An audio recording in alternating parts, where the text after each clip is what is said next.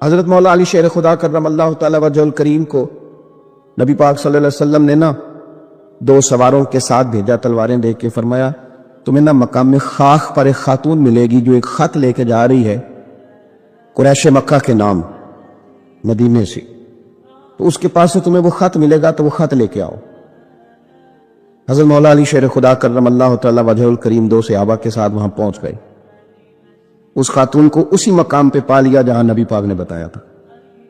اب سفر میں یہ طے نہیں ہوتا کہ کہاں ملاقات ہوگی، طے نہیں ہوتا، لیکن حضور نے طے کر کے بتایا، فرمایا مقام خاک پہ ملے گی۔ تو حضرت علی کہتے ہیں وہی ملی جہاں مدینے والے نے بتایا تھا۔ ابھی تک لوگوں کو حضور کے علم شریف کی دلیلیں نہیں مل رہی، جہاں بتایا تھا وہیں عورت ملی۔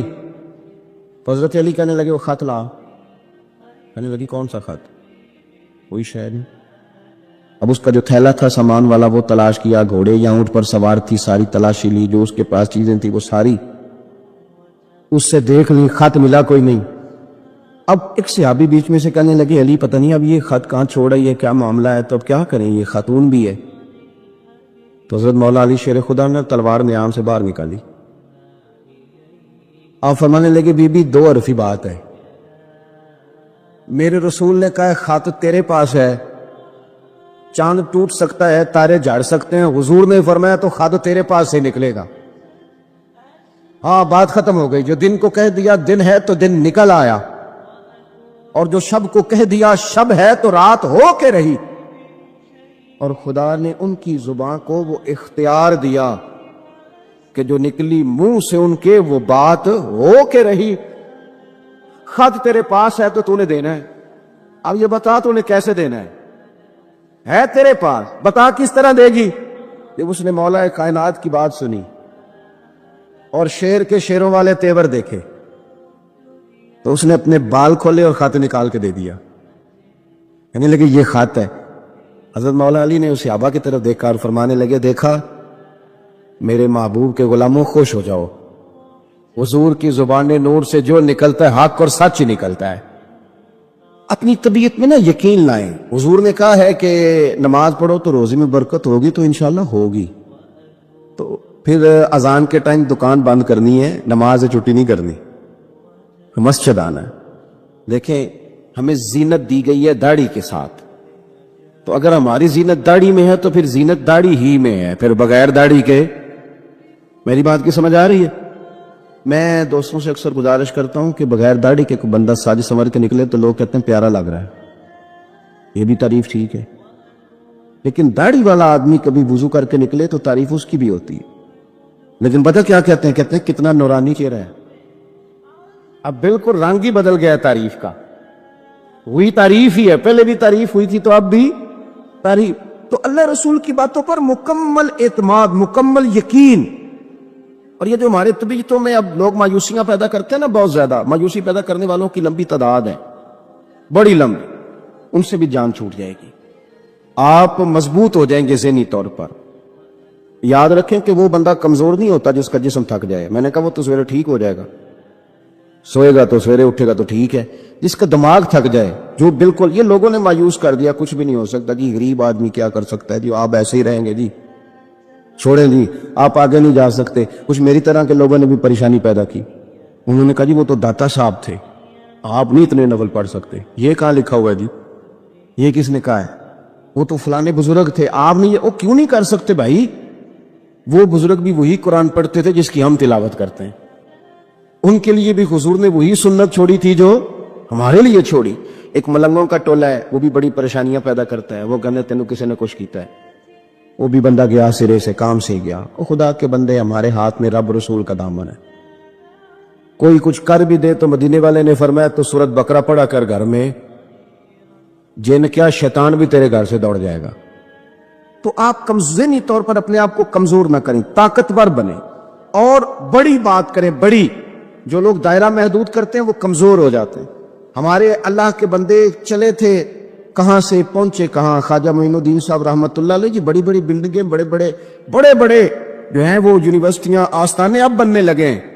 آپ پڑھیے خواجہ صاحب رحمۃ اللہ علیہ کو تو ہندوستان میں خیمہ لگانے کی جگہ نہیں دیتے تھے لوگ، یہاں خیمہ لگاتے تو کھیڑ دیتے تھے، وہاں لگاتے تھے تو کھیڑ دیتے تھے. پھر انہوں نے یہ نہیں کہا کہ مجھے تو جگہ نہیں مل رہی، تو وسائل آئیں گے تو کوئی چیز بنے گی، کوئی ادارہ بنے گا تو کام ہوگا. یہ لوگ تو چلتے پھرتے ادارہ تھے. ہاں یہ فقیر تھے، جہاں بیٹھ جاتے تھے وہاں جلسہ ہو جاتا تھا، جہاں چلنے لگتے تھے وہاں جلوس ہو جاتا تھا. یہ لوگ میرے مجلس تھے، اس لیے انہوں نے اداروں پہ توجہ نہیں دی، بندوں پہ توجہ دی. سب درختوں کے نیچے، یہ حضرت محدث اعظم پاکستان رحمۃ اللہ علیہ کا عرس آ رہا ہے 1-2 دن میں، درخت کے نیچے بیٹھ گئے پڑھانا شروع. کسی نے کہا حضرت ادارہ نہیں بنانا، فرمایا وہ مستری بنایا کرتے ہیں، وسائل آئیں گے تو کہہ دیں گے کسی مستری. ہماری ڈیوٹی پڑھانا ہے، درخت کے نیچے بھی پڑھائیں گے. اور پڑھایا تو مزہ لے کے پڑھایا، کمال کر دی. ایک ان کے شاگرد ہوئے مفتی مجیب الاسلام اعظمی رحمۃ اللہ علیہ، وہ کہتے ہیں میرا بھی کھانا کہیں سے آتا تھا تو صحیح نہیں آتا تھا. تو استاد جی جو کہ ابھی نئے نئے آئے تھے ہجرت کر کے پاکستان، ان کا کھانا گھر سے پکتا تھا، وسائل زیادہ نہیں تھے کہ وہ مجھے بھی کھلا سکیں، لیکن استاد تھے نا. ایسا نہیں تھا کہ بچے رکھ لیے خانقاہ پہ تو وہ اس لیے رکھے کہ وہ آنے والوں کو پانی پلائیں گے، چائے پلائیں گے. 7 سال بیت گئے، بیچارے نے قرآن مجید نہیں حفظ کیا، اس کا استحصال ہوا، اسے پڑھنے نہیں دیا گیا، اور پتہ نہیں کس کس نوعیت کا ظلم ہوا، خیال ہی نہیں کیا کہ یہ کس طرح ماں نے کلیجے سے دور کر کے ہمیں دیا. مفتی مجیب الاسلام رحمۃ اللہ علیہ فرماتے ہیں کہ حضرت کیا کرتے کہ جو میرا کھانا آتا نا وہ کچھ ٹھیک نہیں ہوتا تھا، کئی دفعہ رات کی روٹیاں بھی مجھے دے دی جاتی. تو حضرت کیا کرتے، کہتے پتر یہ تیرے والا مجھے بڑا پسند تھا، تو اپنی روٹی دے دے، میں کھا لیتا ہوں، تو میری آئے گی تو کھا لینا. فرماتے میں حضرت جب میرا کھانا کھاتے تو میں رویا کرتا، میں روتا، اور جو اپنا کھانا آتا وہ مجھے دیتے. جب اس رنگ میں نا اگر کوئی شعیب آئے میسر، پھر شبانی سے کلیمی 2 قدم ہے، اللہ کرے کو مل جائے نا ایسا جو اس طرح پیار کرے تو بہت سارے لوگ نکھر کے سامنے آ جائیں. کائنات مولا علی شیر خدا رضی اللہ تعالی، اور یہ اتنے حسین و جمیل اور خوبصورت انسان ہے کہ میرے نبی کریم علیہ الصلوۃ والسلام نے فرمایا کہ علی تو دنیا میں بھی میرا بھائی ہے اور قیامت میں بھی میرا بھائی ہے. اور حضور علیہ السلام نے فرمایا جس کا میں مولا ہوں علی بھی ان سب کے مولا ہیں. اور حضور علیہ الصلوۃ والسلام نے فرمایا میرا علی تو وہ ہے کہ اس کو دیکھتے رہنا، رب کریم تمہیں عبادت کا درجہ عطا فرمائے. فوراً سوال اٹھتا تھا ذہنوں میں کہ جو نہ دیکھ سکیں گے تو وہ کیا کریں گے؟ تو محبوب نے فرمایا ذکر ولی عبادہ، وہ علی کا ذکر کریں گے تو اللہ انہیں عبادت کا درجہ عطا فرمائے گا. اور حضرت علی شیر خدا کرم اللہ تعالی وجہہ الکریم جو ہیں وہ اپنی سیرت کے لحاظ سے، اپنے علم کے لحاظ سے، اپنے تقوی کے لحاظ سے، اپنی پرہیزگاری کے لحاظ سے، عدل و انصاف کے لحاظ، کچھ لوگوں کے فضائل بڑے ہوتے ہیں پر وہ ذاتی طور پر کوئی سیرت نہیں دکھا پاتے. حضرت مولا علی شیر خدا کے فضائل بھی بڑے ہیں اور ان کی سیرت میں اللہ نے کمالات بھی بڑے ہی رکھے. جس طرح نبی کریم علیہ السلام نے جناب ابو طالب کے گھر میں پرورش پائی، مولا علی کے گھر میں حضور رہے، تو مولا علی نبی کریم کے گھر میں رہے، وہاں پرورش پائی حضرت علی شیر خدا نے، اور ساری کی ساری ان کی تربیت رسول کریم کی مقدس آنکھوں کے سامنے ہوئی. اور حضور ان سے بڑا ہی پیار کرتے تھے، یہ نبی کریم کے بڑے محبوب ہیں. اور اتنے فضائل کتب احادیث میں، اس میں کوئی شک نہیں کہ فضیلت کے لحاظ سے پہلا درجہ حضرت ابو بکر صدیق کا ہی ہے، دوسرا حضرت عمر فاروق کا ہی ہے، تیسرا حضرت عثمان غنی کا ہی ہے. لیکن اس میں بھی کوئی شک نہیں کہ کتب احادیث میں کسی کی فضیلت کی اتنی حدیثیں ہیں ہی نہیں جتنی مولا علی شیر خدا کی فضیلت کی حدیثیں، اتنی کہیں نہیں. اور تمام صحابہ کے یہ مشیر تھے، تمام لوگ ان سے محبت کرتے تھے، بلکہ حضرت عمر فاروق تو فرمایا کرتے تھے اگر علی ہمارے درمیان نہ ہو تو ہم تو ہلاک ہی ہو جائیں. اتنی اللہ کریم نے انہیں عظمت عطا فرمائی، اور ساری زندگی انہوں نے جد و جہد میں گزاری، ساری زندگی. حضرت ابو بکر نے بھی خلافت کی، وہ بھی بڑی مشکل تھی لیکن حالات سنبھل گئے. حضرت عمر نے بھی خلافت کی، حضرت عثمان غنی نے بھی کی، لیکن مولا علی شیر خدا کی جو خلافت تھی وہ بھی بڑی آزمائش والی تھی. مسلمانوں کے اندرونی معاملات کو بھی دیکھنا، بیرونی محاذوں پہ بھی لڑنا، بڑی جد و جہد کی حضرت علی شیر خدا نے. ایک بات سب سے پہلے آج ہم نے یہ یاد رکھنی ہے کہ حضور نے فرمایا کہ علی کی محبت ایمان ہے اور علی کا بغض نفاق ہے. اب محبت ایمان ہے تو کیسے پتہ چلے گا ہمیں حضرت علی سے محبت ہے؟ कैसे पता चलेगा? मोहब्बत का इजहार करेंगे तो पता चलेगा मोहब्बत है। हमारा लबो लहजा बताएगा कि हमें हजरत अली से मोहब्बत है। हम कभी उनके तज़किरे पे खुश होंगे तो पता चलेगा कि हमें मौला अली से मोहब्बत है। हम कभी उनका जिक्र की महफिल से जाएंगे तो पता चलेगा हमें हजरत अली से मोहब्बत है। कभी उनका कोई कौल, कभी उनका कोई इरशाद, कभी उनकी कोई बात हमारे सामने आए, फिर हमें पता चलेगा कि हमें मौला अली शेर खुदा से मोहब्बत है। हजरत अली मुर्तज़ा की मोहब्बत ईमान है। और फिर वैसे भी हजरत अली इतने दाना हैं, हुजूर अलैहिस्सलाम ने फरमाया अगर मैं इल्म का शहर हूं तो फिर अली दरवाजा है। अली बाबे इल्म के, शहर इल्म के बाब अली है। क्योंकि बातें ज्यादा नहीं करनी, समेटने की तरफ आता हूं। यकीन मजबूत करें, ईमान मजबूत, और कच्चे लोग जो आपका ज़हन उलझाते हैं उनसे बचें, जो ज़हनों में इफ्तराक पैदा करते हैं उन संगतों सोबतों से बचें। फिर फरमाया वकान यत्तकून, वो लोग मुत्तकी होते हैं। तकवे का मन है मोहतात जिंदगी गुजारना। तौबा का मतलब होता है अपने पिछले तमाम गुनाहों से अल्लाह के हुजूर मुआफी मांगना। मैं भी जानता हूं, आप भी जानते हैं कि अगर हमने किसी शख्स के साथ ज्यादती की हो तो माफी का क्या तरीका है।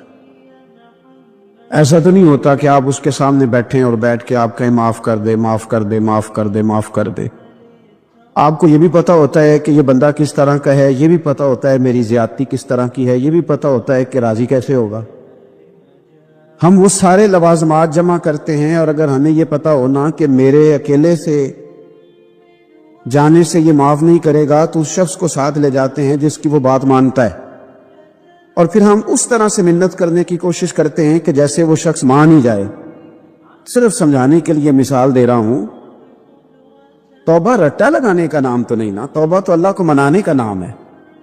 एक शख्स अपने गुनाह छोड़ने का इरादा ही नहीं कर रहा, और वो अपनी गलती को गलती तस्लीम ही नहीं कर रहा, और अपनी गलतियों से वो पीछे हटने को 2 कदम भी तैयार नहीं, तो तौबा कोई रट्टा लगाने का नाम तो नहीं। आप तौबा तोते को रटा दें तो तोता तौबा तौबा पुकारता रहे तो उसको वो चीज तो नहीं हासिल होने लगी। तौबा एक बड़ी खास बात सूफिया ने लिखी है, अगर आप समझें तो बड़ा नफा देगी। वो कहते हैं जिस तरह घर छोटा बनाना हो या बड़ा बनाना हो, जमीन तो दरकार होती है कि नहीं। जमीन होगी तो घर बनेगा, चाहे वो छोटी सी कुटिया बने या बहुत बड़ा महल बने, जमीन का होना जरूरी है। इसी तरह आपने नेक अमाल थोड़े करने हैं या ज्यादा करने हैं, तौबा का होना जरूरी है। तौबा वो जमीन है जिसके ऊपर आप नेक अमाल तामीर करेंगे। अगर तौबा नहीं है तो फिर कोई भी नेक अमल आपके पास हो ही नहीं सकता। आप पिछले गुनाहों से रुजू करें अल्लाह की तरफ। आप कहें कि मेरे अंदर ये गलती है, मैं तौबा करता हूं। इन्नल अब्दा इज़ा तरफा, इतराफ जुर्म करें, फिर अल्लाह के हुजूर रुजू लाएं। हमारा ये हाल है कि हम जितनी भी तौबा करते हैं, जिस कदर भी इस्तिगफार पढ़ते हैं, उसको एक वजीफा समझ के पढ़ लेते हैं। भाई ये भी अच्छा है, बरकत से खाली नहीं। लेकिन तौबा का हकीकी मफहूम ये है कि इंसान अपना मुहासबा करे, अपनी पिछली सारी जिंदगी अपनी आंखों के सामने लाए। अगर वो समझता है कि इस हाल में मैं मर गया तो मेरे लिए मुश्किल होगा मुंह दिखाना अल्लाह रसूल को, तो फिर वो फौरन से पहले अपने गुनाहों से रुजू करे और अल्लाह के हुजूर तौबा करे। ये तौबा का मफहूम है। मेरे रसूल पाक सल्लल्लाहु ताला अलैहि वसल्लम ने अपनी उम्मत को इस तरफ खास रग़बत हुजूर ने अपनी उम्मत की कराई। रब बड़ा मेहरबान है, बड़ा ही करीम है। वो तो किसी बंदे की ऊंटनी अगर कभी गुम हो जाए सहरा में, और इस तरह गुम हो कि पैसे भी ऊंटनी पे हो, खाना भी ऊंटनी पे हो, कपड़े भी ऊंटनी पे हो, इलाका भी सहरा का हो, और उसने किसी टहनी के साथ बांधी हो, फिर वो सो जाए, सो के उठे तो ऊंटनी गायब हो। अब वो इतना परेशान हो कि आगे पीछे दाएं बाएं देखा तो पता चला कि ऊंटनी तो गायब हो गई। ना खाना है, ना पैसे हैं, ना कपड़े, ना सवारी है, इलाका सहरा का है, पैदल जा भी नहीं सकता। तो फरमाया जिस तरह वो बैठ कर मौत का इंतजार करने लगता है, और वो मुंतजिर था कि अब मौत ही आएगी, अब कोई और सहारा नहीं। फरमाया अचानक अगर ऊंटनी सामने आ जाए तो उसे कितनी खुशी होगी। या रसूलल्लाह, उसे तो बड़ी खुशी होगी। फरमाया जब रब का बंदा तौबा करता है तो अल्लाह को इससे भी बढ़कर खुशी होती है कि बंदा तौबा कर गया, अपने घर वापस आ गया है, इसने बात मान ली।